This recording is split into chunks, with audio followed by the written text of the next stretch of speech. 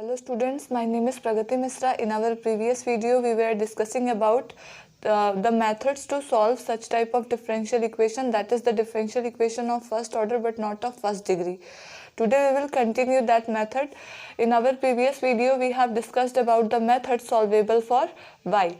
Today it's solvable for x. Now we will discuss a new form that is known as Clairaut's form. So this is also known as equation in Clairaut form. This is a special form that you can easily understand, and this is the easiest method. But the condition is that the equation is given in Clairaut form, then only we can apply this method. So if the equation is present in Clairaut form, then only we can use this method. So I want to tell you that what is the Clairaut form of the differential equation. So an equation of form y is equal to px plus some function of p. That is, you have given a differential equation which is of form y is equal to px plus there is some function of p. Okay, then you can understand that if any given equation is in this form, then you can understand that this equation is Clairaut equation. Then we can find the solution of this differential equation by Clairaut's method. So I want to tell you what will be the general solution of this differential equation when our equation is given in the Clairaut's form. So the general solution is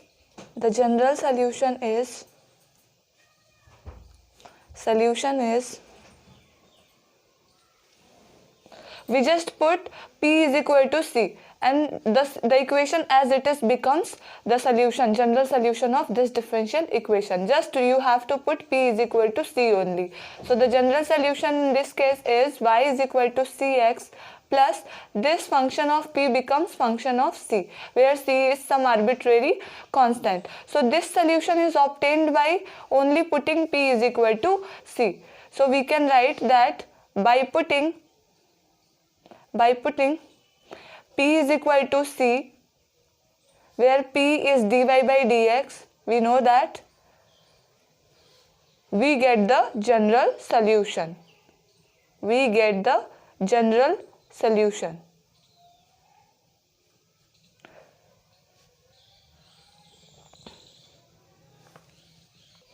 Sometimes students get confused that why we use p is equal to c here in order to find the general solution.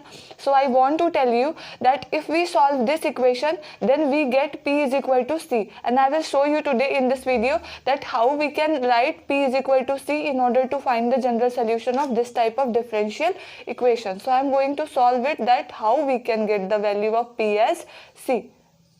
So suppose we have given a differential equation of this form. So you can see this is solvable for y. So we can differentiate it with respect to x, because the term of y is one side and the term of p, that is the function of p and x, are other side. So we can apply the form solvable for y. So we will differentiate it with respect to x. So differentiating with respect to x. We get this becomes dy by dx. Here we apply the product of two functions. So first function as it is, differentiation of second function gives us 1, and then second function as it is, and differentiation of first function gives us dp by dx. Now we differentiate this function, which is the function of p. So if we take the derivative of this function with respect to x, so this becomes f dash of p, and the derivative of p again gives us dp by dx. So this is the derivative of this function. Now we can write dy by dx as p, and this is p also, and this becomes x into dp by dx plus f dash of p into dp by dx. Here p get cancelled by p. So if we take dp by dx common here, then this becomes dp by dx into x plus f dash p is equal to 0. Now you can see there is product of two functions. Now the confusion arises that which function we should take. So I want to tell you, when the given equation is present in the product of two functions, in this type of differential equation, you have always preferred those terms which contains dp by dx, because if you take this term, this cannot give you a singular, this always give you a non-singular solution. In that case, we remove this, we use only those terms which contains dp by dx. In our previous video, I have taken one example where I used those terms in which the derivative of p was present. So you can understand, in this type of differential equation, when we got a product of two functions, we have to take those elements which contains those terms which contains dp by dx. So just always remember it, okay? So we take here x plus f dash p is not equal to 0. If this is not equal to 0, then this must be 0, so that their product is 0. So dp by dx becomes 0. Now if we take the derivative on both sides, so this gives me p is equal to c. So here you can see we solved this equation which was present in Claret form, and we got a general solution in which the value of p was c. So we can easily get the general solution of this equation. We have to just put p is equal to c, since I told you that in order to find the general solution, we have to just eliminate the p from first equation and this equation.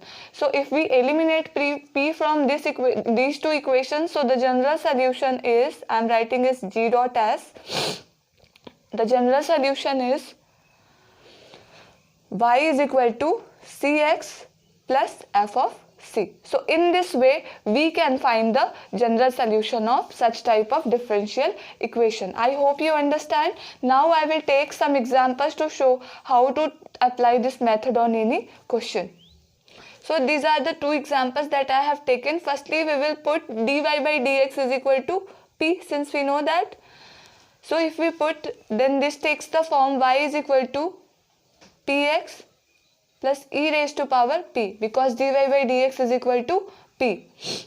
Now you can see this takes the form, this is of form y is equal to px plus f of p. Now you can see this is the function of p only, so we can apply the Claret form here, and this equation is of Claret form. Then we can apply the formula of general solution that was obtained by put p is equal to c in order to obtain the general solution. So the general solution is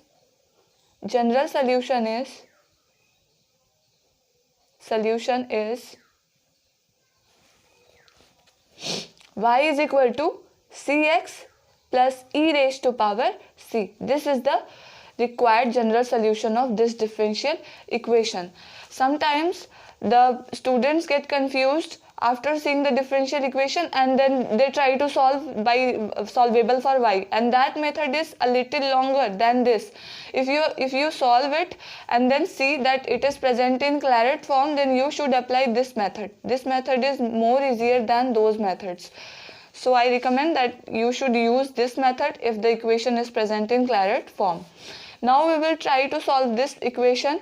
If you see, then this is not present in Claret form, so we try to reduce it into the Claret form. So if we take this tan on this side, so this takes the form tan inverse p, and this becomes px minus y.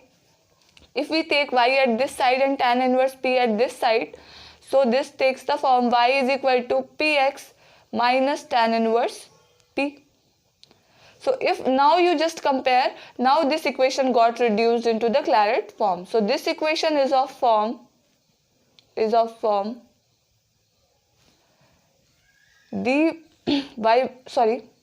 equal to px plus tan inverse p. So we can apply the Claret form here, that is put p is equal to c. So the general solution is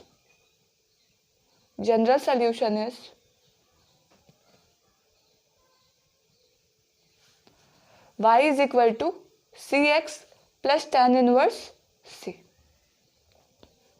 So this is the required general solution. I hope you understand this method, and this method is the easiest method to solve such type of differential equation, but this method can be applied only when our equation is given in the Claret form. And I told you about the Claret form. What is that? That is y is equal to px plus f of p.